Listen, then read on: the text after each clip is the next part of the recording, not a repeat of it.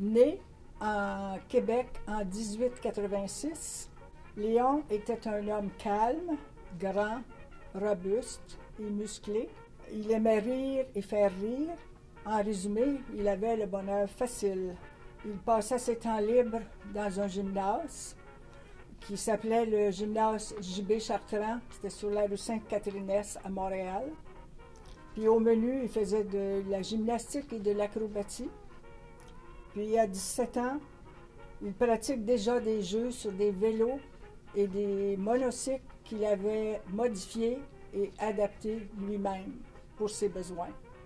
Je ne sais vraiment pas par quelle pirouette Léon a été repéré, mais on sait qu'en 1906, il prenait le train pour Chicago, où la troupe Baker l'attendait, pour une tournée qui a duré 2 ans avec le cirque Norris & Row, et en 1908, pour une tournée avec le Ringling Brothers Greatest Show on Earth. En 1910, Léon quitte la troupe Baker et se sent capable de gérer un groupe.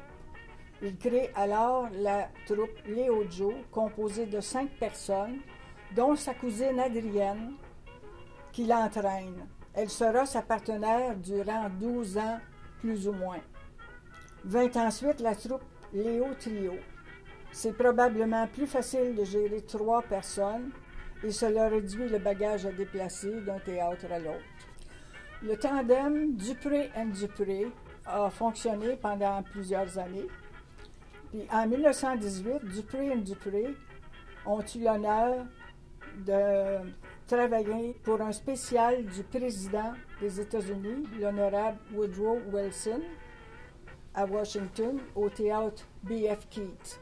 Dupré & Dupré ont aussi fait une grande tournée des théâtres Chase aux États-Unis et des théâtres Keith. On sait que vers 1920 ou 21, Léon et Adrienne se sont séparés. Et Léon a retrouvé des vieux amis, des vieux vétérans du show business qui s'appelaient Bill et Geneviève. Il a rencontré la fille de Geneviève, Bernice Newhouse, en fait, et ma mère, parce que je suis née en 28. Il l'a mariée.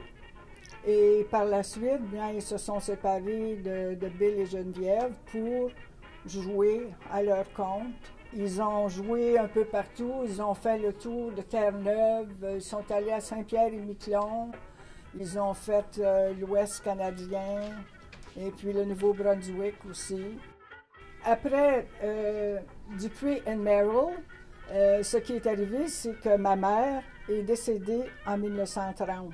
Puis un peu plus tard, il a rencontré Berthe Bonin, qui avait déjà rencontré avant de connaître ma mère. Elle aimait beaucoup performer parce que pour elle, c'était extraordinaire de jouer sur des bicycles. Avec elle, il a quand même fait des expositions, qui acceptait de faire des expositions l'été parce qu'il était connu. Il avait ouvert un magasin d'articles de sport en 1936 au 193 Jory S, à côté d'une épicerie. Vers la fin de 41 ou 42, c'est un petit peu flou dans ma mémoire.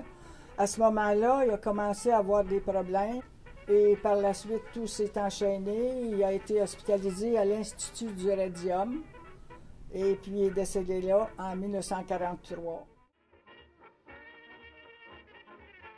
Je voulais que ça soit conservé. Je voulais pas que ça se perde. Alors moi, j'ai préféré laisser les archives ici parce que je me suis dit, c'est le milieu même du cirque. Et puis, tant mieux si ça peut être conservé le plus longtemps possible.